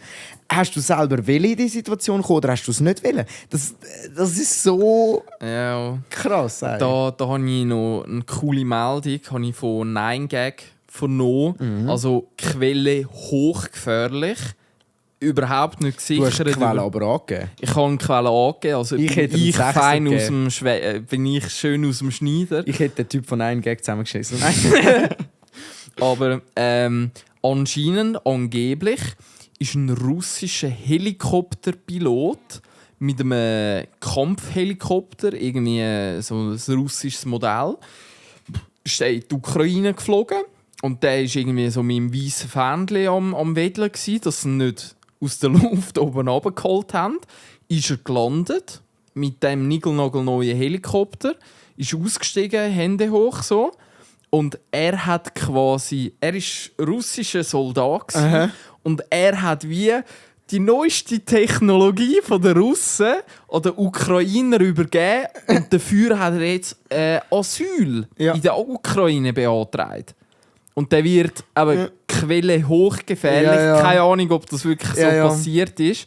Aber der ist jetzt voll der Chief und der hat angeblich hochgefährlich 500.000 bekommen, weil er das gemacht hat, als Bonus. Also eben hochgefährlich. Aber ich könnte es mir vorstellen. Also, so Sachen passieren. Das hat es schon immer gegeben. Und das ist jetzt auch wieder... Der schwimmt so etwas gegen den Strich. Das ganze Land ist im Krieg. Alle kämpfen in dem Sinn fürs Gleiche. So. Einfach von der einen Seite. Und der sagt, wisst ihr was, blasen wir die Schuhe. Ich nehme jetzt den Heli und hau ab, Jungs. Den Heli und schöne zusammen. Tschüss zusammen. Schönes Wochenende. Der hat sich wirklich gedacht, ich fliege jetzt los. Arrivederci. Hoffentlich ballert es mir nicht ab, die anderen. Ja, wirklich. Alter, stell dir vor, der ist geflogen, dem Heli, hat die Fahne rausgegeben und einfach nur gedacht, bitte, Jungs, bitte. Gesandte weisse Fahne. Aber da musst du schon verzweifelt sein, wenn das deine Lösung ist. Ja. Einfach gegen den Strom schwimmen. Ja, das ist ganz crazy. Ja, aber nochmal zum 5. Mal gefährlich. Ganz gefährlich. Aber es ist auch okay. Ich meine, über so eine Diskussion, eigentlich all die Informationen, die wir da über den Krieg reden, haben wir ja alle nicht prüfen können. Nicht mal die es bei uns in den Medien erzählen, können die richtig prüfen. Darum, und das finde ich bei uns in den Medien gut, sagen sie das auch in den Nachrichten. Hey, mutmaßlich. Ja. Klar, du kannst das weglassen. Also das mutmaßlich. Das geht gut und schnell unter, wenn du willst. Das ist schon auch so. Aber sie sagen es in den meisten Fällen, wenn sie es nicht wissen. Und das muss man aber auch so betrachten, weil die sagen das ja auch nicht. Die sagen das ja auch nicht nur, weil sie dämlich sind. Die sagen das, weil es wirklich nicht gesichert hat. Ja, und weil es eben auch wahrscheinlich ist, dass es nicht so war. Also es ist gleich wahrscheinlich, dass es nicht so war. Genau. Ja? Sonst sagen sie das nicht. Wenn es nur eine kleine Wahrscheinlichkeit hat, dann sagen sie höchstwahrscheinlich oder etwas. Weißt du, was ich meine? Dann ist der Ton ein anderer. Aber wenn man es nicht weiss, dann ist es einfach mal so ein mutmaßlich. Aber kann man halt nie sagen. Wir haben letztes Mal noch eine neue Rubrik eingeführt. Ja, stimmt. Weißt du noch welche? Mhm. Du darfst sie gerne introducen. Also, willst du einen Knecht, oder? Ja, wir können auch diese Rubrik. Ja, ich bin jetzt Ich auch habe die Schwimmen andere gewesen. Rubrik gemeint. Ja, die weiss ich nicht mehr. Nein. Nein, ich weiss sie natürlich. Darum sagt sie nachher dann auch nicht. Aber beim Knecht wollte ich Polizei in Spanien als Knecht nennen. Aha. Weil so ein Typ, der hat sich in einer Grotte, hat er sich in so einer Höhle am Strand irgendwie, hat er sich über 10 Jahre lang häuslich eingerichtet. Dort hat er das Leben gechillt und so. Quelle auch gefährlich, aber halt News. Und jetzt nach 10 Jahren hat er das müssen räumen. Der hat richtig Dusche dort unten drinnen gehabt, alles Mögliche. Er hat richtig cool gelebt dort. Und das ist wieder einfach der Beweis, dass in unserer Welt nichts mehr darfst einfach machen, was du willst. Also sogar die Spanier in einer Grotte nehmen sie die nach 10 Jahren, aber sie nehmen die Hops. Krass. Ja. Aber ich habe irgendwie noch eine witzige Story gefunden und für mich sind die Polizisten irgendwie die Knechte und er halt der Win. Weil ich finde es irgendwie einfach geil. Ich meine, du kannst obdachlos sein und einen Scheiß drauf geben. Oder du kannst obdachlos sein, dir eine Höhle schnappen und die mit über 10 Jahre lang einrichten. Finde ich geil. Ja. Habe ich in einer ähnlichen Form erlebt. Ich weiss, gut, ich habe glaube ich nichts zu verlieren. Aber Haben wir schon länger nicht mehr. Aber in Räumen lang, als ich im Militär dort, im Durchdienen nachher stationiert worden bin, das ist ja so das Ferienparadies. So das Dubai vom Militär. Im Militär, das nächste Mal, wenn du ins Militär, dann lochen sie die einfach ein. Alles, was du über das Militär Das sind alles, also alle FBI-Leute, die das jetzt, oder CIA, Ja, NSA, russische Stasi, weiss ich auch nicht was. Nastrovje, Piva. Ja.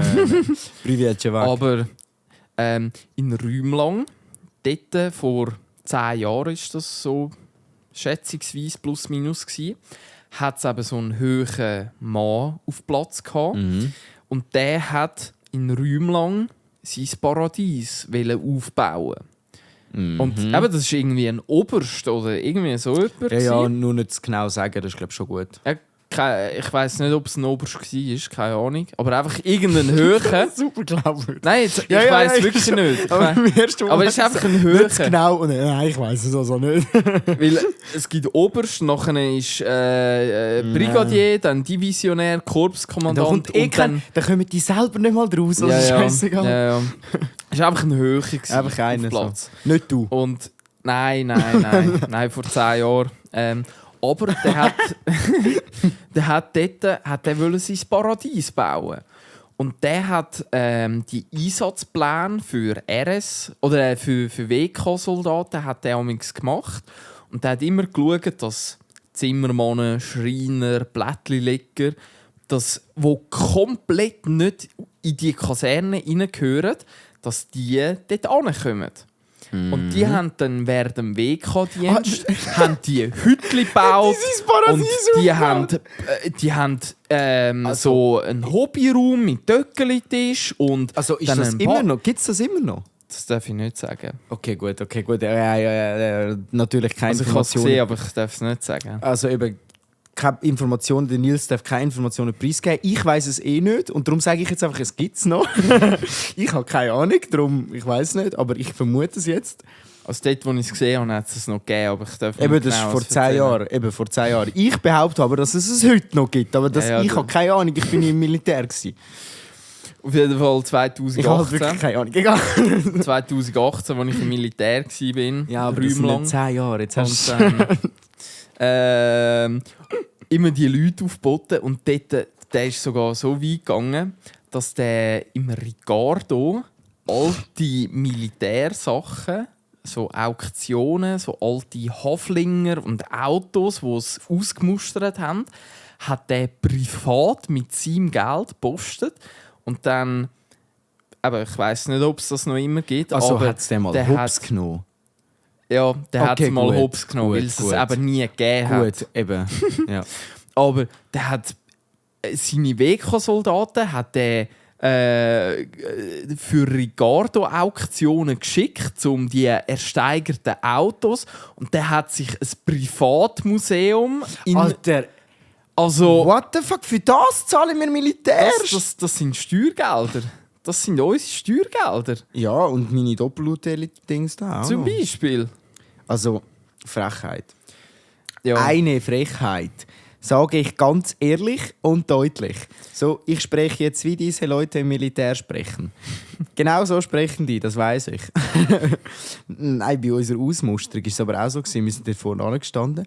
Dann hat einer gedacht, also, ich muss jetzt eine Ansage machen. Ich muss jetzt zeigen, Chef durchgeben. wir sind da im Militär und im Militär sind wir einfach anders wie überall sonst. Wir sind einfach krass und ihr seid einfach scheiße. Das haben sie gerade am Anfang klar machen. Und dann hat es irgendeinen gegeben, der reingeschnurrt hat oder etwas, der hat den mal geschwind bloßgestellt. Ich weiss zwar nicht mehr wie und sicher auch nicht irgendwie mega schlimm oder so, aber er hat gerade mal allen müssen markieren, dass wir jetzt da ins Militär gehen und im Militär ist nichts. Es ist alles heftig. Und dann bist du nachher weitergekommen und bist in die kleineren Gruppen und so eingeteilt worden. Das ist, glaube ich, der Tag, wo du informiert wirst, weißt. Und dann, wo du auch so Tests dann machst. Oder? Nein, also, nein, genau. Der erste ist der Infotag, wo er so eine Ansage gedruckt hat. Und nachher, wenn du dann eben die Tests musst machen an den anderen Tagen, wenn du dann dort kommst und mit den Leuten, mit den Soldaten oder halt die, die es dort hat, redest, dann sind alle so, ja nein, ist voll chillig, Alter, chill mal dein Leben, die meinen auch nur. Also alles so... Du meinst wahrscheinlich nicht Ausmusterung. Nein. Ich glaube, das Wort gibt es gar nicht. Nein. Du meinst Rekrutierung. Also Ausmusterung, das Wort gibt es schon. Zum mal geschwind. Also ausmustern, das, soviel ich weiss, heisst das abrüsten. Die wird das Zeug weggenommen, du wirst ausgemustert. Ja, genau, ja. Du wirst weg. Eben, Ausmusterung ausradiert. gibt es schon, es ist einfach falsch benutzt worden von Okay. mir. Du meinst Rekrutierung, meinst du? Ich meine wahrscheinlich? Rekrutierung, ja. Aber zuerst ist so die... Infotag. Gut, irgendwo Infoanlass. ist eine Rekrutierung auch eine Ausmusterung. Weil du nimmst nur die gut sind, die anderen musterst aus. Darum Aber verbinde du ich das mit tust dem. vor allem einmustern. Ich weiss nicht, ob es das Wort gibt. Also, Aber ich stimme dazu, wenn es es gibt. ja. Aber wir reden von der Rekrutierung. Ja, auf jeden Fall, kaum hast du mit jemandem geredet, der nicht hoch war oder so, oder der nicht vor allen gestanden ist, haben sie alle nicht mehr so übel und ernst und heftig genommen. Aber uns ist das damals dort alle so ein bisschen sauer aufgestoßen, dass der dort einen auf hier hure Bubis und so. Klar, er hat nicht Unrecht gehabt, aber unangenehm ist trotzdem, also unangenehm, einfach peinlich ist es trotzdem gewesen. Ja. Mein Winner von der Woche bist eigentlich du im Fall. Ich? Du bist mein, Was? Du bist mein Win von der Woche. Lustig, bis du es gesagt hast, habe ich mich nicht als Gewinner gefühlt. Mo, also diese Woche bist du Ah, fetter wirklich? Gewinner, Alter. Ja, stimmt eigentlich schon. Also du bist der härteste Winner von dieser Woche. Weil, Krass. aber jetzt auch, da müssen wir jetzt wirklich Da müssen wir jetzt Datenschutz, wirklich aufpassen. Ja. aber Also mit Militär scheißegal. ja, aber nein, es haben sich diese Woche wirklich ein paar Sachen einfach aus dem Nichts heraus ergeben. Stimmt. Plus ein Kunde, wo wir jetzt, ich sage jetzt, am Akquirieren waren, am Aufbauen waren. Da ist dann nachher alles reibungslos, hat funktioniert. Da sind weitere Sachen jetzt bereits in Planung. Im Oktober steht etwas Schönes an. Und da haben sich jetzt wirklich fette, geile Sachen ergeben, wo die Firma und auch mir, aber es tut mir in dem Sinne ja auch weh, wenn ich sehe, ja, du hast keine Arbeit oder so. Und von dem her ist es hure cool, dass sie jetzt nach dieser bitteren Sommerpause, Ja. wo einfach unsere Kunden auch am Arschsünneln waren, Ja, alle halt wieder in der retour Ferien. gekommen sind in der Ferien. Ist auch Und legitim, geniessen- Ja, natürlich, ja. aber kommt Aber- halt nichts rein dann. Genau, ja. Und das ist am Ende des Tages unser allen Problem. Und das jetzt Koinzidenzen, das ist, glaube ich, das Fachwort für Zufall. Dann sage ich es jetzt mal noch auf Deutsch. Zufall. Ja, ich habe es jetzt einfach auch wieder gebraucht. Es hat jetzt einfach wieder müssen kommen. Es hat jetzt eine kleine Flaute gegeben und jetzt läuft es wieder. Und das macht total gut. Aber es ist cool, bevor du das gesagt hast, habe ich mich gar nicht als Gewinner gesehen. Aber eigentlich hast du recht. Eigentlich war es eine gute Woche gewesen. Für uns alle. Aber natürlich eben vor allem für den Bereich Film und Fotografie. Hure cool. Voll. Merci. Ja, also Hat mich wirklich gerade motiviert, ja. da bist du mein Win von der Woche. Da kann der Typ in Spanien in der Wöhöhle einpacken, Digga. Hat er müssen. Oder hat er nachher Nein, das die Zelt müssen müssen ausziehen. zusammenschlagen? Ausziehen. Ja. Die zweite Rubrik, wo du mir elegant das Wort übergeben hast, um das nochmal zu introducen. Wir haben das letzte Mal Stupidedia Genau. eingeführt. Das hat glaub, sogar so viel Folge geheissen. Nein, Jedipedia. Ah ja, Jedipedia. Ja, und so ich habe es hat- trotzdem nicht mehr gewusst. Ja, müssen wir noch daran arbeiten. Aber ich habe gedacht, Ich arbeite nicht am Positiv, ich arbeite daran, dass es weniger ist. ich habe gedacht, Italien ist Gott, haben wir in dieser Folge noch nie gehabt. Und Italien, alle lieben unsere Steinbock-Schinken. Die haben wir alle gern. Absolut. Und ja, ich habe da den Alter, Eintrag. jetzt wollte ich gerade noch böser sein und sagen, das sind die netten Ausländer. Alter. Also gar kein Front, das war jetzt alles Satire gewesen. Ja, nein. Aber es hat gerade gepasst auf das mit den Steinbock-Schinken, wo auch nicht ganz politisch korrekt Was würden wir ohne Pizzas machen? Und ich weiss eben, nachher gibt es bei mir Pizzas zu Abend. Wow. Also von dem her. Also hast du eine gekauft oder gehst du essen? Ich habe im Tiefgefrier habe ich so geile Bruschetta, wo Wow. oben dran so Pizza, so So. Ultoni, die kleinen Pizzas. Boah, geil, Weisst du, welche? Alter. Ich weiss, was ich nachher muss posten. Und anlässlich dieses Anlasses habe ich gedacht, Italien ist gerade das schönste Finde ich geil, Stichwort. Ähm, Genau. Und ich würde auch sonst einfach mal die Introduction zu Italien probieren vorzulesen. Ich mache ein bisschen Musik. Unauffällig bitte. Musst du auch erzählen? Ja, ja, ja. You ready? Ich bin auch parat. Drei, Aber du darfst zwei, nicht lachen. eins. Warte, Also gut. Ich tue mich Nochmal, abdrehen. nochmal, ich mach's Ist gut. gut. Mach's Also, gut. ich schaue jetzt aus dem Fenster raus. Okay. Du darfst jetzt bitte nicht lachen. Aha. Ist Und gut. du nicht an Pink Elefant denken. Pink Panther. Aha. Tadun, tadun, Nein, ich muss jetzt andere Musik machen. tadun, Jetzt habe ich die andere Musik vergessen, Mann. tadun, tadun, Nein, geh wieder zurück zu tadun, Italien. tadun, tadun, Genau. tadun. Also, bist du bereit? Also, gut. Also, neben Okay, gut, lassen wir das. Das wird nicht. ja, tue ich mich wieder Ja, zurückdrehen. besser nicht. Also, aufgeschissen. Neben seiner leicht stiefelförmigen Stiefelhaftigkeit zeichnet Italien vor allem seine strikte Teilung in verschiedene Regionen aus. Die Bewohner der verschiedenen Regionen leben von Geburt bis zum Tod ausschließlich in ihrer Heimatregion. Lediglich zur Hochzeitsreise fährt man nach Venedig, wobei die Venezianer noch nicht einmal dabei ihre Heimat verlassen müssen, und zum Arbeiten fährt man nach Deutschland.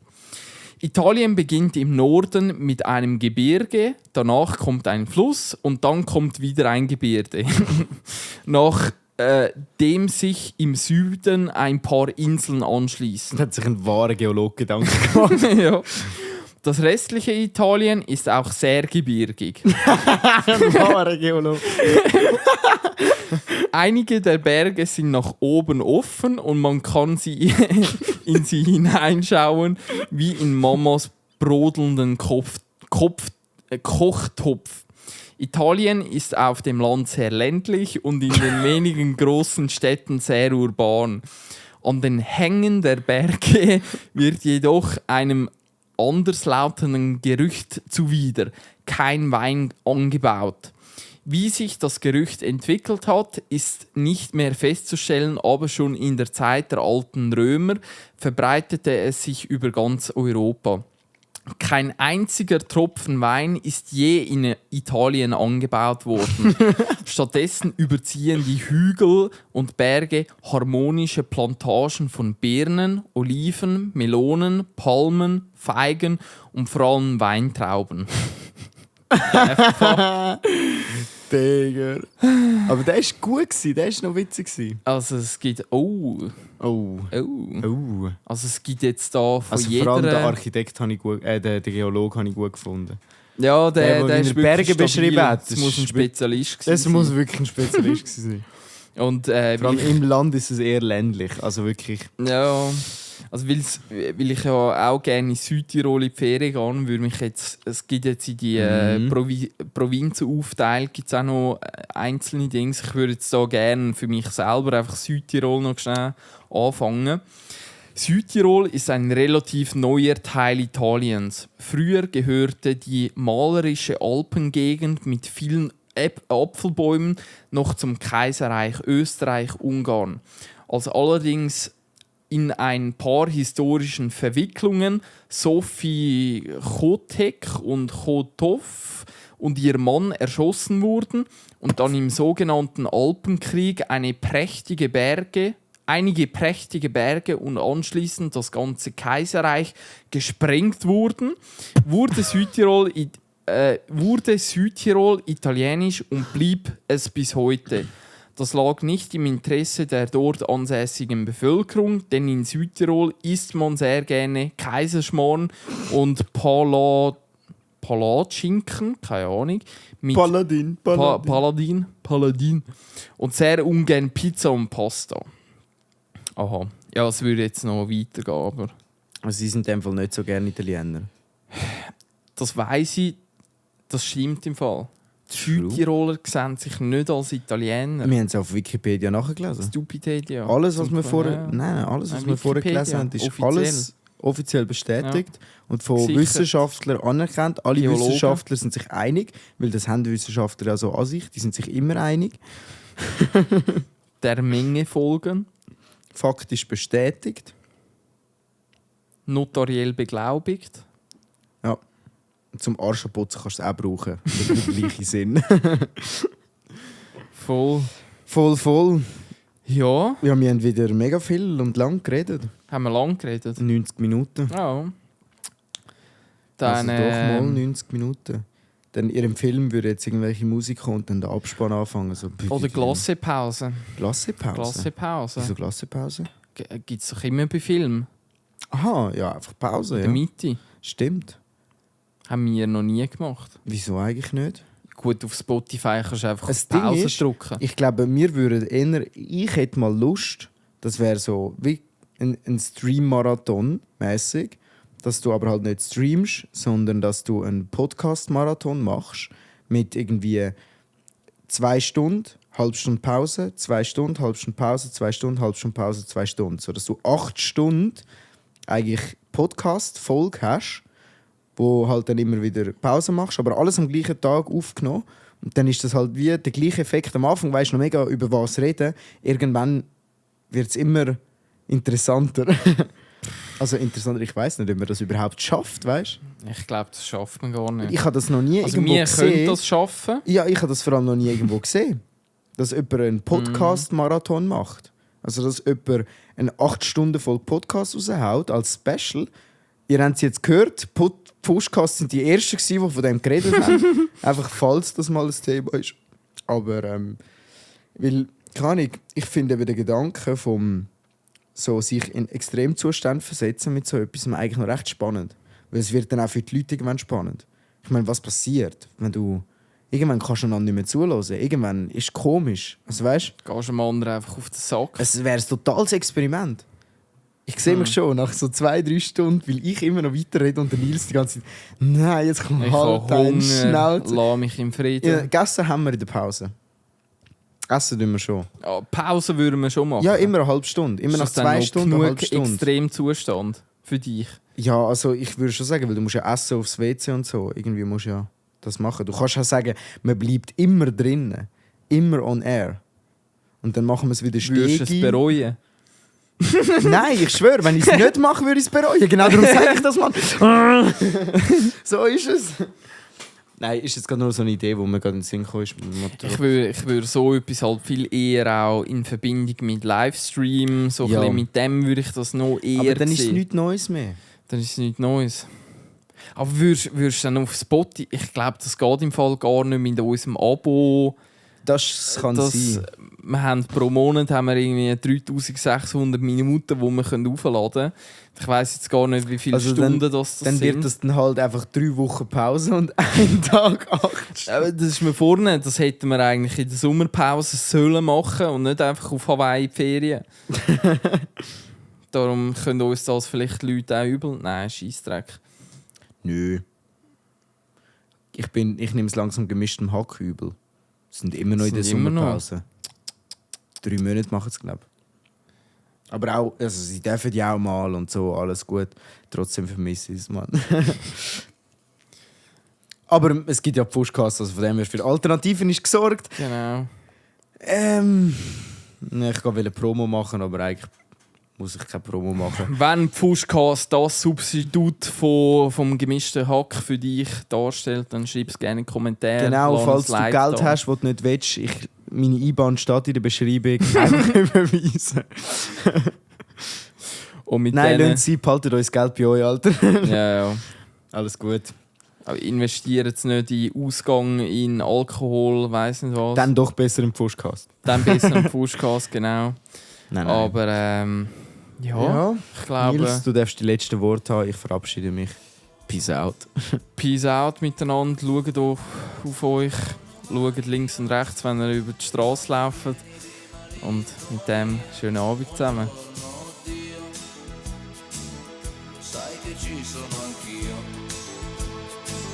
Lasciatemi cantare con la chitarra in mano, lasciatemi cantare una canzone piano piano, lasciatemi cantare perché ne sono fiero, sono un italiano vero.